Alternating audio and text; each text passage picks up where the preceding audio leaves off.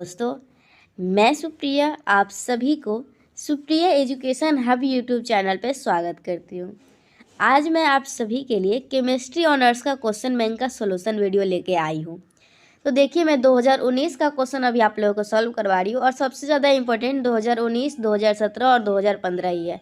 तो हम लोग 2019 के पेपर 1, पेपर 2 दोनों को अच्छे तरीके से ख़त्म देखिए, मैं क्या करवाऊँगी, पहले 2019 का पेपर 1 करवा देती हूँ, फिर 2019 का मतलब कि पेपर 1 पहले कंप्लीट करते हैं, उसके बाद पेपर 2 देखेंगे, क्योंकि आप लोगों की एग्ज़ाम पेपर 1 की पहले होगी। ओके, तो हम लोग पहले पेपर 1 को कंप्लीट करेंगे। मैं आप लोगों को पिछले वीडियो में ग्रुप ए का वीडियो सॉल्यूशन क्वेश्चन बैंक का प्रोवाइड करवा दी थी। आई होप आप लोग वो वीडियो को देख लिए होंगे और वहाँ से नोट्स बना लिए होंगे। मैं डिस्क्रिप्शन में लिंक दे दूँगी ग्रुप ए का। अगर आप लोग अभी तक नहीं देखे हैं तो ज़रूर देखिएगा। आप लोग जो गेस्ट पेपर से याद करते होंगे और यहाँ से याद करते होंगे, ज़रूर कुछ ना कुछ अंतर मिलता होगा। ऐसे मैं ये केमिस्ट्री ऑनर्स का वीडियो नहीं बनाने वाली थी, क्योंकि मेरे पास टाइम ही उतना नहीं मिल पा रहा था कि जो मैं सारे सब्जेक्ट को मैनेज कर पाऊँ और आप लोगों को टाइम टू टाइम अपडेट भी कोई आता है तो दे पाऊँ। ओके, लेकिन बहुत सारे स्टूडेंट का इतना सारा मैसेज आया तो मुझे बनाने में मजबूर होना पड़ा। ओके, तो चलिए आज ग्रुप ए के क्वेश्चन को स्टार्ट करते हैं। क्या है क्वेश्चन 5 का defined ionization potential and explain why. तो आप लोगों को सबसे पहले क्या करना है, आयोनाइजेशन पोटेंशियल क्या होता है उसका डिफिनीशन देना है और एक्सप्लेन करना है ये तीनों, मतलब कि ऐसा क्यों होता है, लिथियम का आयोनाइजेशन पोटेंशियल कम क्यों होता है सोडियम से, और आयोनाइजेशन पोटेंशियल सोडियम का ज़्यादा क्यों होता है। तो हम लोग इसको आसान भाषा में समझेंगे, पहले होता है क्या है फिर डिफिनीशन देखेंगे। देखिए, आयोनाइजेशन पोटेंशियल वो मतलब कि देखिए, आयोनाइजेशन पोटेंशियल एग्जाम में पूछे या आयोनाइजेशन एनर्जी पूछे या आयोनाइजेशन गेन एंथैल्पी पूछे, आप लोगों को कंफ्यूज नहीं होना है, ये तीनों टर्म सेम ही होते हैं। ओके, तो हम लोगों का यही आयोनाइजेशन पोटेंशियल क्या होता है, the minimum amount of energy which required to remove an outer most electron from an. देखिए, मैं आप लोगों को डायग्राम समझा, देखिए जैसे ये हम लोग का ऑर्बिटल है। ओके, और यहाँ पे सेंटर है और इसमें मान लीजिए इसमें 2 इलेक्ट्रॉन है और इसमें 1 इलेक्ट्रॉन है। तो हम लोगों को ये आउटर मोस्ट इलेक्ट्रॉन कौन है, ये आउटर मोस्ट इलेक्ट्रॉन है। तो इस इलेक्ट्रॉन को हम लोगों को निकालने में जितनी एनर्जी देनी पड़ेगी वही हम लोग का क्या कहलाता है, आयोनाइजेशन पोटेंशियल। तो हम लोग का क्या बोलेंगे, the minimum amount of energy which required to remove an outer most electron from an isolated gaseous atom. तो ये भी याद रखना है, हम लोग जो ये इलेक्ट्रॉन को निकाल रहे हैं ना, ये एक हम लोग आइसोलेटेड गैसियस एटम से निकालेंगे। आइसोलेटेड मतलब होता है सिंगल और गैसियस मतलब गैस, तो मतलब सिंगल, जैसे Na। तो Na को निकालेंगे तो ये Na गैस है। तो इस जैसे ये इसका क्या है, हम लोग का सोडियम है जो कि गैस है, मतलब ये आइसोलेटेड गैसियस एटम है। तो इसमें से हम लोग को आउटर मोस्ट इलेक्ट्रॉन को निकालना है। तो इसका इलेक्ट्रॉनिक कन्फिग्रेशन में बोलूँगी तो पहले एटॉमिक नंबर पता होना चाहिए, 11 होता है। इसका इलेक्ट्रॉनिक कन्फिग्रेशन क्या होता है, 1s2 2s2 2p6 2 2 4 6 10 और 3s1। तो ये जो 3s1 है ये बाहरी इलेक्ट्रॉन है, 3s1 इसमें बाहरी एक इलेक्ट्रॉन है जो कि बाहरी इलेक्ट्रॉन है। तो इस इलेक्ट्रॉन को निकालने में हम लोगों को जो एनर्जी देनी पड़ेगी ना, उसी को हम लोग कहते हैं आयोनाइजेशन पोटेंशियल। इतना समझ में आ गया आप लोगों को। चलिए अब डिफिनेशन देखिए। तो देखिए क्या है, the minimum energy required to remove, the minimum energy मैं पहले ही बताई हूँ क्या होता है, the minimum energy required to remove outer most electron. Okay, outer most electron from isolated gaseous atom. आप लोग एग्जाम में आइसोलेटेड गैसियस एटम नहीं लिखिएगा, ये लिखना बहुत ही जरूरी है। ओके, क्या होता है आयोनाइजेशन पोटेंशियल, आप लोग भी बोलिएगा, the minimum amount of energy which required to remove an electron from an isolated gaseous atom और molecule. Okay, it is also called ionisation energy. मतलब आप लोगों को कहीं ये आयोनाइजेशन एनर्जी दिखेगा, कहीं आयोनाइजेशन गेन एंथैल्पी दिखेगा, इसलिए मैं एक लाइन ये भी जोड़ दी हूँ। It is also called as ionisation energy और ionisation gain enthalpy. Ionisation energy जो होता है ना, ये हमेशा हम एंडोथर्मिक होता है। मतलब हम लोगों का आयोनाइजेशन एनर्जी, मतलब कि हम लोगों को क्या करना है, आयोनाइजेशन एनर्जी होता है ना, ये इंडोथर्मिक होता है। मतलब देखिए समझिए, अगर देखिए यहाँ पे हम लोग का इंडोथर्मिक कहने का क्या मतलब है, अपना एनर्जी देना। तो हम लोगों को कोई काम करवाना है और इसमें से एक इलेक्ट्रॉन निकालना है। ओके, ये आउटर मोस्ट इलेक्ट्रॉन से एक इलेक्ट्रॉन निकालना है, तो हम लोगों को खुद से एनर्जी देनी होगी। ओके, तो यही मतलब आयोनाइजेशन एनर्जी होता है ना, ये हमेशा इंडोथर्मिक होता है। ये पॉइंट याद रखिएगा। ओके, ये भी लिख दीजिएगा, ionization energy is always endothermic. देखिए ये याद रखिएगा, आइसोलेटेड गैसियस आइटम से निकाला जाता है। आइसोलेटेड मतलब होता है सिंगल और गैस तो गैस ही है। तो देखिए यहाँ पे मैं आपको समझाना चाहती हूँ ये क्या होता है। मतलब कि देखिए जैसे ये हम लोगों का क्या है, ये एक एम मतलब कि एक आइसोलेटेड अकेला एटम है। ओके, तो हम लोगों का क्या है एम, और गैसियस में तो ये देखिए ये हम लोगों का क्या है गैसियस एटम है। तो इसमें हम लोग आयोनाइजेशन एनर्जी देंगे तो क्या होगा, एक इलेक्ट्रॉन हम लोग को बाहरी इलेक्ट्रॉन निकालना है, तो ये हम लोग का एक इलेक्ट्रॉन निकला और बचा क्या एम प्लस, तो ये हम लोग दिए। ओके, तो ये हम लोग का क्या कहलाया फर्स्ट आयोनाइजेशन एनर्जी। और देखिए आप लोग को ज़्यादा कुछ याद नहीं रहेगा, तो बस इतना ही लिख दीजिएगा, ionisation potential the minimum energy required to remove an electron from outer most electron from an isolated gases atom, और this is also called ionisation energy और आयोनाइजेशन गेन एंथैल्पी, और ये ionisation potential is always endothermic. Okay, और थोड़ा सा ये diagram बना दीजिएगा, थोड़ा सा इंप्रेशन अच्छा बन जाएगा एग्जामिनर पे। ओके, और आप लोग समझ ही गए ये क्या है। और उसके बाद देखिए सेकेंड आयोनाइजेशन एनर्जी क्या होता है ये समझिए, अगर ये समझ लेते हैं ना तो आप लोग को एक्सप्लेनेशन वाला जो क्वेश्चन है ना वो एक्सप्लेन मैं करूँगी तो आप लोग को बेटर समझ में आएगा। तो फर्स्ट आयोनाइजेशन एनर्जी समझ गए। ओके, उसके बाद हम लोग का क्या होता है, देखिए अब ये हम लोग का है, ये क्या है आइसोलेटेड गैसियस एटम। अब इसमें हम लोग को फिर से एनर्जी देंगे तो क्या होगा, एक इलेक्ट्रॉन निकलेगा और ये M+1 क्या हो जाएगा M+2 बन जाएगा, और ये क्या कहलाएगा सेकेंड आयोनाइजेशन एनर्जी। ओके, और उसके बाद क्या होगा, अगर थर्ड आयोनाइजेशन एनर्जी की बात किया जाए, क्योंकि कंपेयर करने के लिए आता है सेकेंड आयोनाइजेशन एनर्जी किसका ज़्यादा है। ओके, और उसके बाद हम लोगों का बात किया जाए थर्ड आयोनाइजेशन एनर्जी की, तो हम लोग इसको इसमें क्या करेंगे आयोनाइजेशन एनर्जी देंगे तो एक इलेक्ट्रॉन निकलेगा और M+2 था ये तो M+3 बन जाएगा। और मैं बता दूँ ये आयोनाइजेशन एनर्जी 3 जनरली जो होता है ना सक्सेसिव आयोनाइजेशन एनर्जी, ये हम लोग का 3 का ज़्यादा होता है, फिर 2 का, फिर 1 का होता है। ओके, चलिए समझ गए। अब देखिए हम लोग का पहला क्वेश्चन क्या है, अब एक्सप्लेनेशन वाला आयोनाइजेशन पोटेंशियल का डिफिनेशन पहले देना है, तो देखिए define ionization potential and explain why. तो अब हम लोग पहला एक्सप्लेन करेंगे क्या, ionization potential of lithium is greater than sodium. तो ये हम लोग को लिथियम और ये है सोडियम।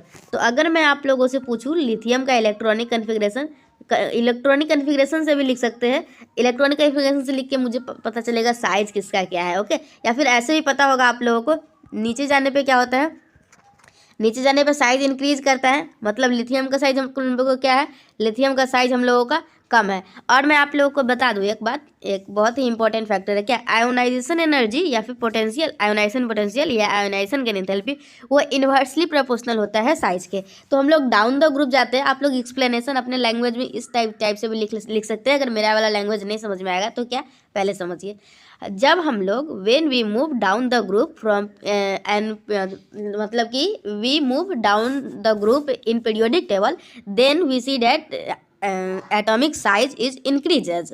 तो लिथियम का साइज जो होगा वो हम लोग का क्या होगा, लिथियम का साइज कम होगा, लिथियम और सोडियम का ज़्यादा होगा। मतलब आप लोग अपने लैंग्वेज में लिखिएगा ज़्यादा बेटर होगा, लिथियम का साइज कम होगा और सोडियम का ज़्यादा होगा। और हम लोग जानते हैं कि आयोनाइजेशन एनर्जी जो होता है ना वो साइज के इन्वर्सली प्रोपोर्शनल होता है, तो हम लोग इस वजह से बोल देंगे क्या, जब लिथियम का साइज छोटा है तो इसका आयोनाइजेशन एनर्जी ज़्यादा होगा। तो हम लोग का पहला का एक्सप्लेनेशन इस तरीके से दे सकते हैं। ओके, और ये फैक्टर याद रखिएगा हमेशा, आयोनाइजेशन एनर्जी जो होता है ना वो होता है क्या, हम लोगों के साइज के इन्वर्सली प्रोपोर्शनल। यहाँ से भी देख सकते हैं lithium is smaller than Na। Okay, ये आप लोगों को पहले भी पता होगा, मैं बता भी दी हूँ। तो देखिए लिथियम जो है ना वो छोटा होता है, तो hints the attraction of nucleus for valence electron in lithium is greater then in Na। तो देखिए ये इसका साइज छोटा होता है ना, तो इसमें अट्रैक्शन भी ज़्यादा होती है। ओके, लिथियम का साइज छोटा होने की वजह से इसका अट्रैक्शन ऑफ न्यूक्लियस जो है वैलेंस इलेक्ट्रॉन में वो ज़्यादा होता है सोडियम से, तो ज़्यादा होता है तो इसका लिथियम का आयोनाइजेशन एनर्जी भी ज़्यादा हो जाएगा। ओके, चलिए अब हम लोग देखेंगे नेक्स्ट क्वेश्चन, दूसरा क्या है एक्सप्लेनेशन। मैं अच्छे तरीके देखिए, मैं आप लोगों को ये PDF बना के फिर पढ़ा रही हूँ क्योंकि आप लोगों को क्लियर दिखाई देगा, उससे मैं उतनी अच्छे से क्लियर नहीं दिखाई देता होगा। Ionization potential of sodium is less then magnesium. Sodium का आयोनाइजेशन पोटेंशियल मैग्नीशियम से ज़्यादा क्या होता है, तो इसका तो इलेक्ट्रॉनिक कन्फिग्रेशन ही सबसे बेटर है। देखिए सोडियम क्या होता है Na मतलब सोडियम Na इसका नोटेशन है, और इसका एटॉमिक नंबर है 11। अगर इसका मैं इलेक्ट्रॉनिक कन्फिग्रेशन आप लोगों को लिखने के लिए बोलूँगी तो क्या लिखेंगे, 1s2 2s2 2p6 और 3s1। ओके, 2 2 4 6 10 2 2 4 6 10 1 11 सही है। अब मैग्नीशियम का क्या होता है, मैग्नीशियम का 12 होता है, ये सही रहेगा। यहाँ पे 1s2 2s2 2p6 और यहाँ पे 3s2, ये इलेक्ट्रॉनिक कन्फिग्रेशन लिख लिए। ओके, तो अगर बात किया जाए क्या आयोनाइजेशन पोटेंशियल के, तो इसमें से हम लोग को एक इलेक्ट्रॉन निकालना है। ओके, इसमें से हम लोग को एक इलेक्ट्रॉन निकालना है तो आसानी से निकल जाएगा। और ये जो है ना 3s2, तो इसमें हम लोगों को 2 इलेक्ट्रॉन होते हैं, सभी को पता होगा। तो जो भी ऐसा इलेक्ट्रॉनिक कन्फिग्रेशन दिखेगा जो वो हाफ फील्ड हो या फिर फुल फील्ड हो, तो हाफ फील्ड हो या फिर फुल फील्ड हो, तो हाफ फील्ड फुल फील्ड वाले जो हम लोगों के इलेक्ट्रॉनिक कन्फिग्रेशन जिसका दिखेगा ना, तो उसका दूसरे के कंपेयर में उसका आयोनाइजेशन पोटेंशियल ज़्यादा होता है, क्योंकि ये देखिए ये फुल फील्ड है, ये स्टेबल है, तो इसमें से इलेक्ट्रॉन निकालना बहुत ही कठिन होगा। और ये तो 3s1 है, ये तो चाहता ही है जल्दी से कोई निकाल के ले जाए, आराम से बाहर घूमता रहे, तो ये तो आसानी से निकल जाएगा। तो इसका आयोनाइजेशन एनर्जी कम हो जाएगा और इसका आयोनाइजेशन एनर्जी ज़्यादा हो जाएगा। कैसे हम लोग समझे, एक बार और समझने की कोशिश कीजिएगा। हम लोग सोडियम और मैग्नीशियम का इलेक्ट्रॉनिक कन्फिग्रेशन देखें, और इसमें देखिए इसमें बाहरी इलेक्ट्रॉन 3s1 है और इसमें देखिए बाहरी इलेक्ट्रॉन 3s2 है, और s2 मतलब इसका तो इसका ऑर्बिटल फुल फील्ड है। और जब भी इसका या फिर किसी का भी वो हाफ फील्ड हो या फिर फुल फील्ड हो, तो उसका हम लोग का आयोनाइजेशन एनर्जी ज़्यादा होता है। आयोनाइजेशन एनर्जी ज़्यादा क्यों होता है, क्योंकि ये फुल फील्ड है, तो ये जल्दी से अपना इलेक्ट्रॉन इधर उधर देना नहीं चाहेगा। अगर इसमें से इलेक्ट्रॉन निकालना है तो हम लोगों को बहुत एनर्जी देनी होगी, उसके बाद इसका इलेक्ट्रॉन निकलेगा। इसलिए हम लोग का आयोनाइजेशन पोटेंशियल या एनर्जी जिसकी बात किया जाए उस मैग्नीशियम का ज़्यादा होता है, because of fulfil orbital of in 3s orbital. Okay, इस तरीके से हम लोग लिख सकते हैं। आप लोग समझ लीजिएगा ना, तो उसके बाद आप लोग को एग्जामिनेशन तक याद रहेगा और अपने से खुद भी लिख लीजिएगा। अगर आप लोग भूल जाते हैं आंसर तो ऐसे भी रटने से कुछ नहीं होगा। देखिए क्या है, Na has lower ionization potential than magnesium. This is due to the small size of magnesium than Na, which leads to greater effective nuclear charge on electron of magnesium. Also electron of magnesium are paired while Na contains unpaired electron. Okay, मतलब कि magnesium का जो है वो paired है, मतलब कि 3s2 मतलब फुलफिल्ड है, वो पेयर्ड है। ओके, इसमें दो ही ऑर्बिटल होते हैं, मतलब कि दो ही इलेक्ट्रॉन होते हैं ना। While Na contains an unpaired electron, so more energy is required to remove an electron from Mg। तो Mg से इलेक्ट्रॉन निकालने में बहुत एनर्जी देनी पड़ेगी। तो आप लोग यहाँ से दो कारण दिया हुआ है। पहला कारण क्या दिया हुआ है, जो हम लोग का मैग्नीशियम का साइज होता है वो छोटा होता है। अगर साइज छोटा है तो साइज इन्वर्सली प्रोपोर्शनल होता है आयोनाइजेशन एनर्जी के। ओके, साइज छोटा होने की वजह से उसका इफेक्टिव न्यूक्लियर चार्ज ज़्यादा हो जाएगा, तो इफेक्टिव न्यूक्लियर चार्ज ज़्यादा हो जाने से उसका आयोनाइजेशन एनर्जी भी ज़्यादा हो जाता है। देखिए, तो ये हम लोग दो, इसका मतलब कि दो एक्सप्लेनेशन था, दोनों एक्सप्लेनेशन से हम लोग समझ गए। ओके, ये दोनों ही आप लोग को लिखना है। चलिए तीसरा क्या है हम लोग का, तीसरा first ionization potential of potassium is less than calcium but second ionization potential is high. तो ऐसा क्यों होगा, पहले देखिए मैं आप लोगों को समझाना चाहूँगी। यहाँ क्या है हम लोग का पोटेशियम है, यहाँ हम लोग का क्या है कैल्शियम है। पोटेशियम का एटॉमिक नंबर क्या होता है 19 और इसका क्या होता है कैल्शियम का 20। तो इसका क्या होता है, इसका हो जाएगा आर्गन, और उसके बाद क्या होता है यहाँ पे 4s1 होता है। ओके, और यहाँ पे क्या होता है, ये कैसे लिखते हैं ना, ये आप लोग को अगर नहीं पता है तो टेंशन मत लीजिए, मैं आप लोग को बता देती हूँ। ये हम लोग का 4s2 है। तो ये इलेक्ट्रॉनिक कन्फिग्रेशन है। तो देखिए हम लोगों को पहला जब निकालना होगा पहला इलेक्ट्रॉन, तो इसमें से 4s1 है, कितना आसानी से निकलेगा ना।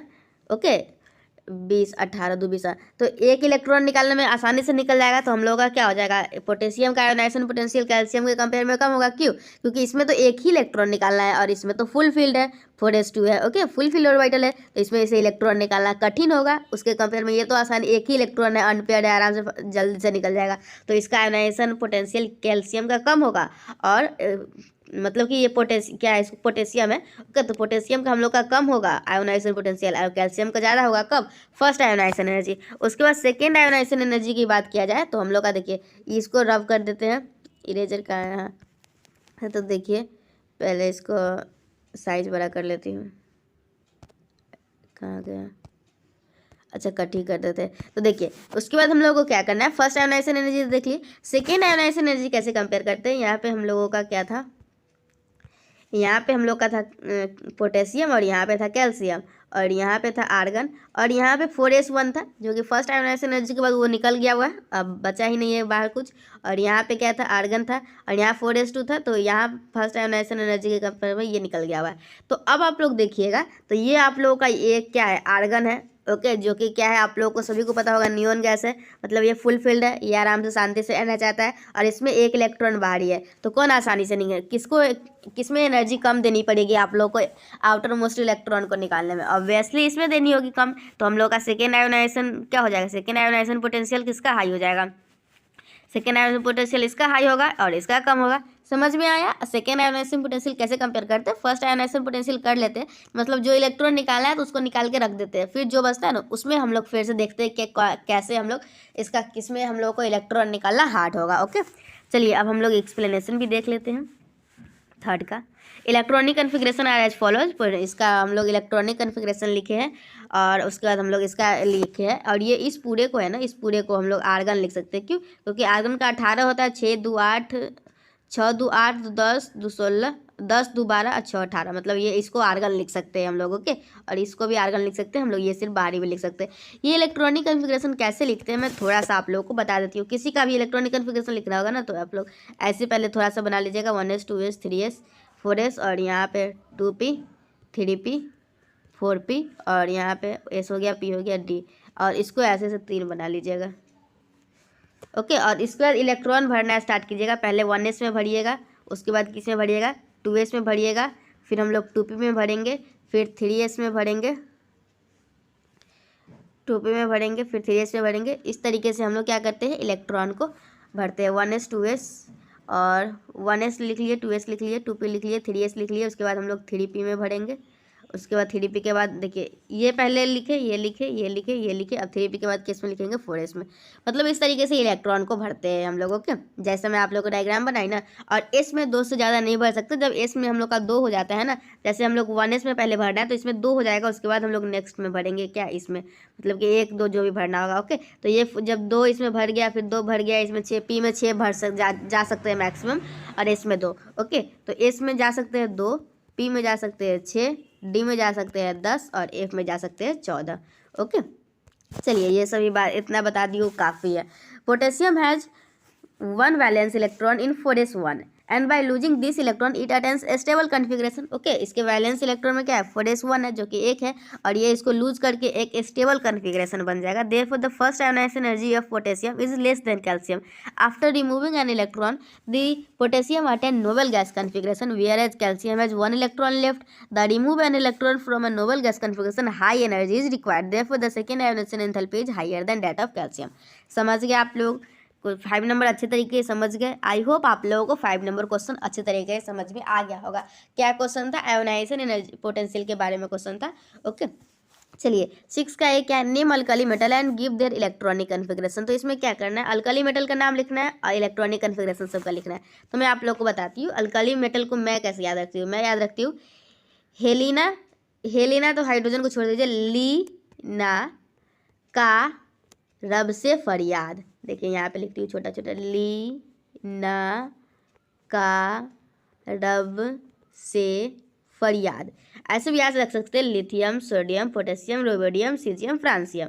और इसका इलेक्ट्रॉनिक कन्फिग्रेशन क्या होता है, ये हम लोग का सेकेंड पीरियड का है तो 2s1 होगा, इसका क्या होगा 3s1 होगा, और इसका क्या होगा 4s1 होगा। और इससे पहले हम लोग इससे पहले जो हम लोग का कौन सा होता है, जो हम लोग का नियोन गैस क्या बोलते हैं उसको, लास्ट में जो होता है अक्रिय गैस को नोबेल गैस, नोबेल गैस जो होता है ना वो इसको लिखेंगे। तो लिथियम से पहले नोबेल गैस कौन आता है, हीलियम आता है, तो हीलियम लिख देंगे।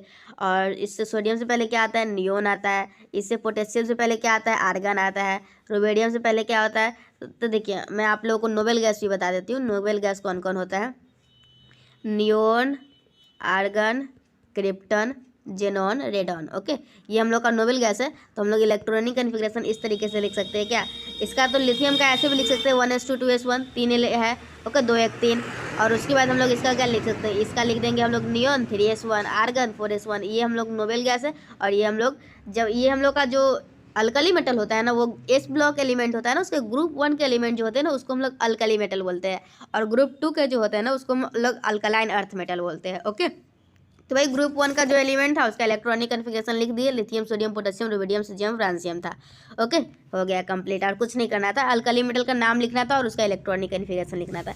चलिए हम लोग का नेक्स्ट क्वेश्चन क्या है, discuss the variation of thermal stability of carbonate. Okay, second group के कार्बोनेट को कंपेयर किया गया हुआ है इसमें। तो हम लोग, मैं आप लोग को बता दूं, कार्बोनेट का जो थर्मल स्टेबिलिटी होता है ना वो इंक्रीज करता है down the group.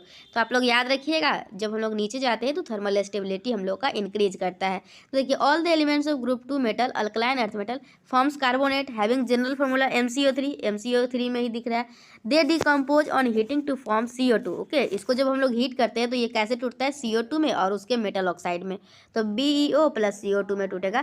Thermal stability of the carbonate increases down the group, और इस टाइप से हम लोग का इसका ऑर्डर होगा। This stability sequence can be explain in 2 veg.